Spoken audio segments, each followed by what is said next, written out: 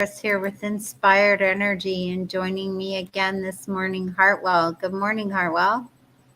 Good morning, Kris. Good morning, everyone.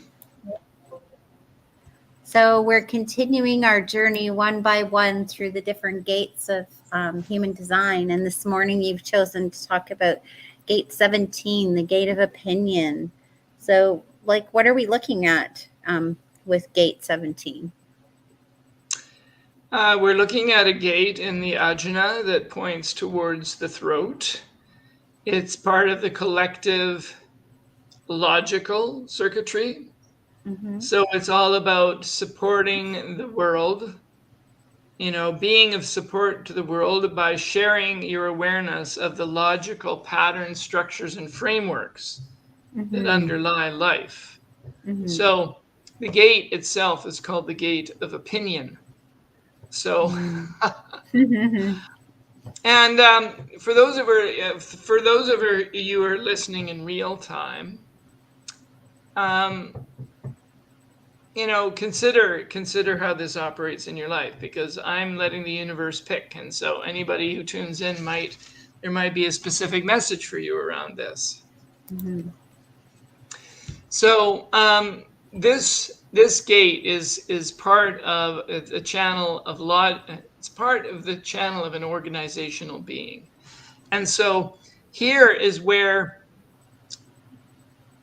we tap in or tune into kind of patterns and structures, and we come up with this sense of what it is. Might be an answer. We form a concept to kind of move towards an answer, a workable pattern, a possible solution, and that gets expressed in the world as what you might call an opinion. Does that make sense? Sure. Well, it's like a theory kind of thing. Yeah, it's kind of like, doubt. Doubt is, in a sense, what drives the logical circuitry. And doubt is skeptical, and doubt looks for provable patterns. So all the logical circuitry taps into the patterns that underlie life. This is the logical side of the brain. This is the right eye. It visualizes patterns. And it sees the parts, because that's what logic does. It breaks down things into parts. So when a flaw is discovered, then that can become the seed of an opinion. Am I making sense here? I think. Yeah, it makes sense. So, can you tell us a little bit about how it's expressed, or how does it manifest as the not self or the authentic self? What does that look like? Yes. So when you're expressing this energy in a not self way, it will often show up as people expressing their opinions as though they're facts, and really, really irritating you. So the gate of opinions in the not self can be very irritating to people. So, that brings up a point that we always make in human design, is that the effect of your expression in any particular gate is going to land differently with the people who are listening to you, depending upon whether you've been invited. So there's a sense that, this is a very general thing, not just for generators, but most of the channels in human design are what human design calls projected channels. And when we think of what it means to be a project, it means that if you're talking about a projected channel, you read the room, you read the energy, and when something feels appropriate, or somehow there's an opening for it, that's when you offer it. And so if somebody with the gate of opinions does that, then what they offer often lands in an entirely different way. Oh, that's useful. That's an interesting fact. Oh, thank you. That helps move my thinking forward. That's the effect versus the Yeah. irritating, don't present your opinions as facts to me. Don't Yeah. do that. You know? Yeah, it makes me think of so when somebody would be in their not self theme, I wonder about like people with you're talking about reading the room. So people with like PTSD or who've had some sort of trauma, they're always reading the room. So it's curious what that effect would have on that gate, whether they had that defined in their channel or not defined in their channel. The Just effect for something. the effect for the person with PTSD. Well, yeah, Um, because they're going to be sharing that opinion or that um, information yeah. and how it's going to be received. We're cutting in and out a bit, but yeah, that's an interesting question to think about. I don't know that I've known any people with PTSD directly. Well, actually, I'm Can thinking about PTSD from Army service, but I mean, there's vary, many other ways to have PTSD. Um, right? Right. So, can you say that again, Kris? On my side, you're freezing quite a bit.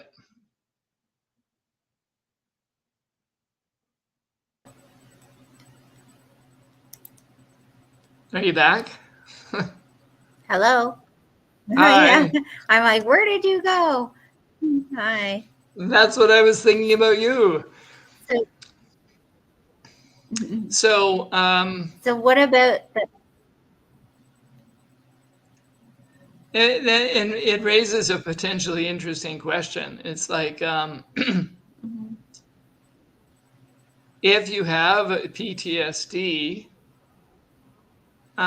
could following your strategy and your decision making strategy, I wonder if it could help you heal. Mhm. That's not the question you asked, but that's where my No, but mind goes. it's like it's interesting. Just Hmm. yeah, it was the comment reading the room that Right. sparked the whole thing. Well, I think if you're dealing with an underlying level of anxiety, that's probably going to keep you in a not self vibration. Mm-hmm. Because remember, the not self mind feeds on fear. Mm-hmm. Whereas when we move into a more of a and more of a vibration based upon love, that's when the gift level frequencies show up, which Mm-hmm. is a good segue, I think, to the gene keys take Mm-hmm.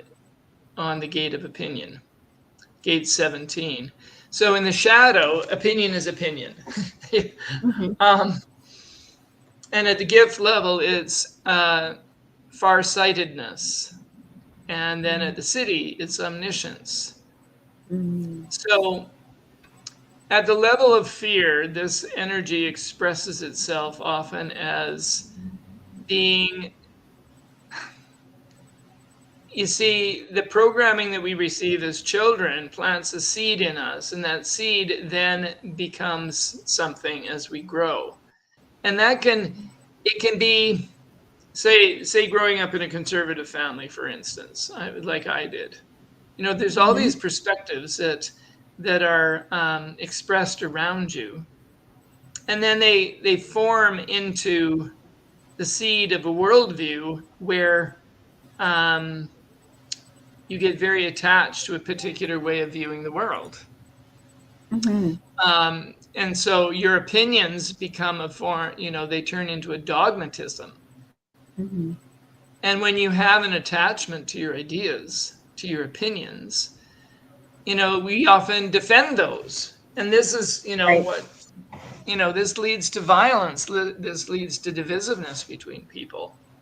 Mm-hmm. So, people who are operating in the lower vibration of the gate of opinion, you know, they often feel like the logic, they see themselves as logical, but the logic is distorted by their fear. See how that works? Yeah. So there's all these people in the world who, um, you know, basically you can make a very logical sounding argument for any kind of crackpot idea. And that's Well, what this.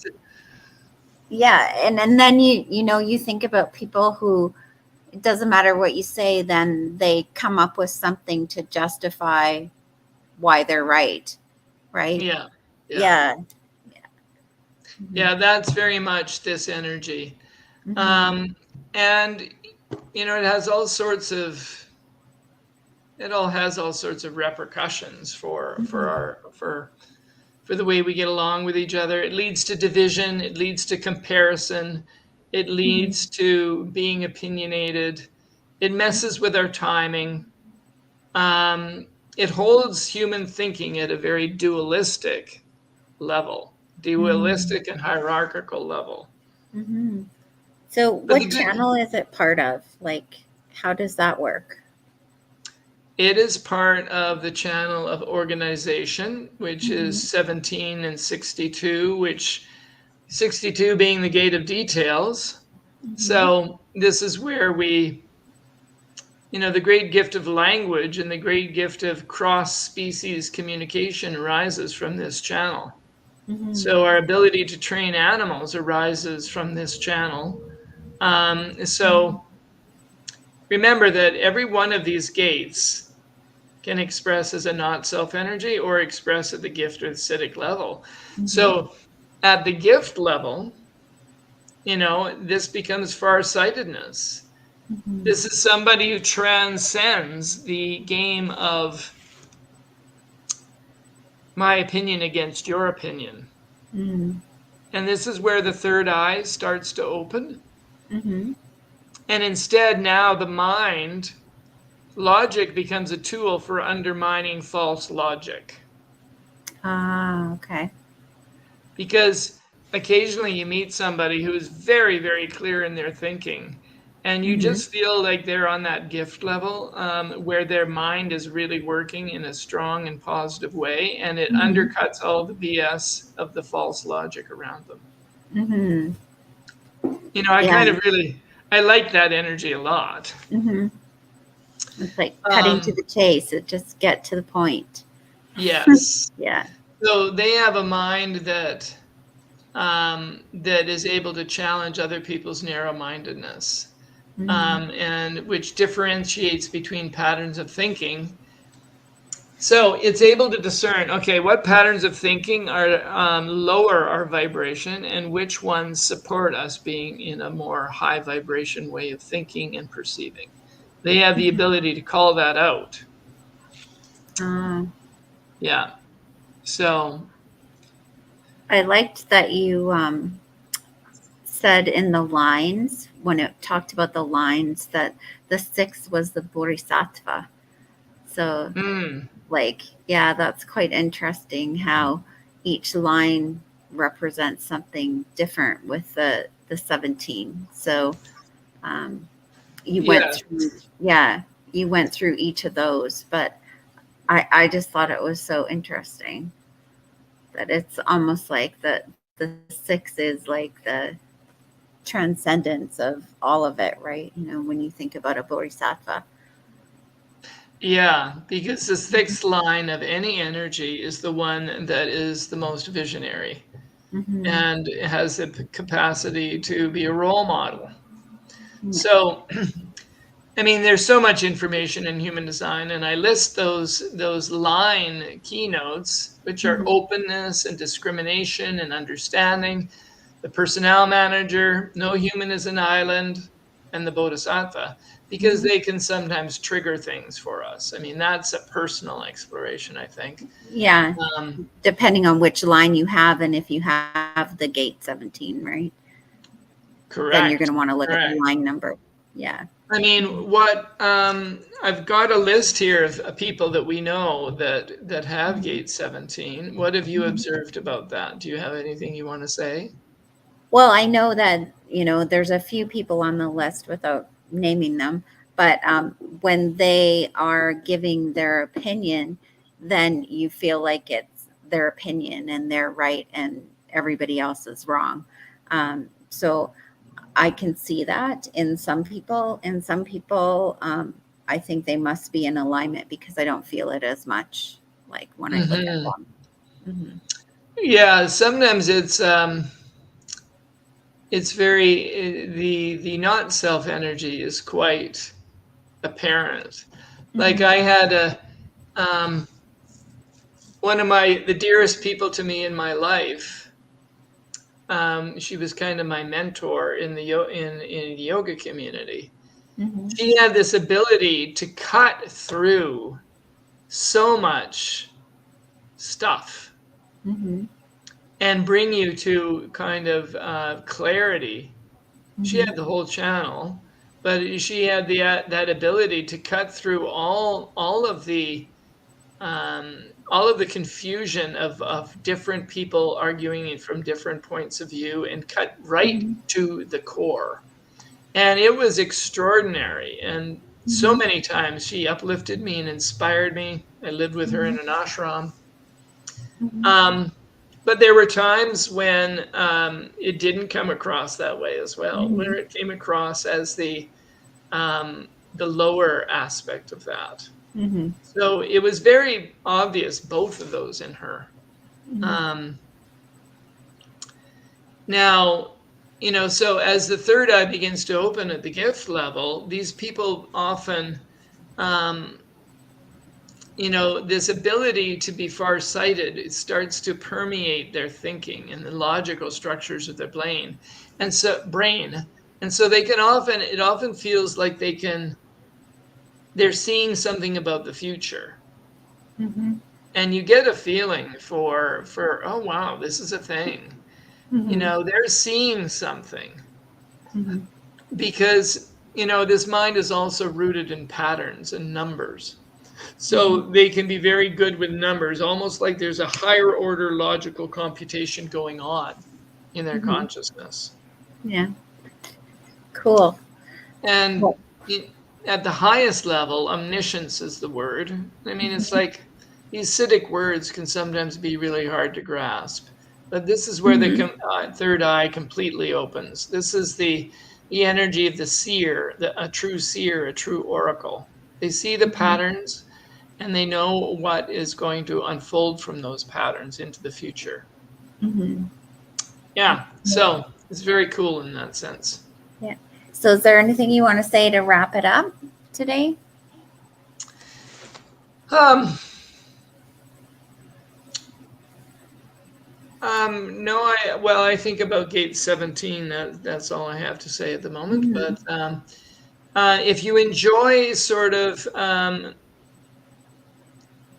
peeking in to the underlying sort of archetypes of the universe, then human design and the gene keys are something you're going to want to look at. And Hmm. so, the discussion group that I'm beginning, which starts on October 30th, this is all about that. Hmm. It's about us having conversations that allow us to kind of work with these archetypes, to work with how it shows up in your life and in the lives of people around you, and Hmm. to discuss and have discoveries based upon the group energy that arises. So I'm Hmm. really excited about that because I excel at synergy and I excel at Hmm. weaving the threads of things. So Hmm. please think about joining us. And if you are new to human design, come to me at Clair-i-tea and get yourself a Hmm. human design reading so you can tap into an understanding. It's like a user's manual for Hmm. yourself. Exactly. All right. Well, with that, we'll say goodbye. God bless, and we'll see you all next Wednesday at 9 a.m.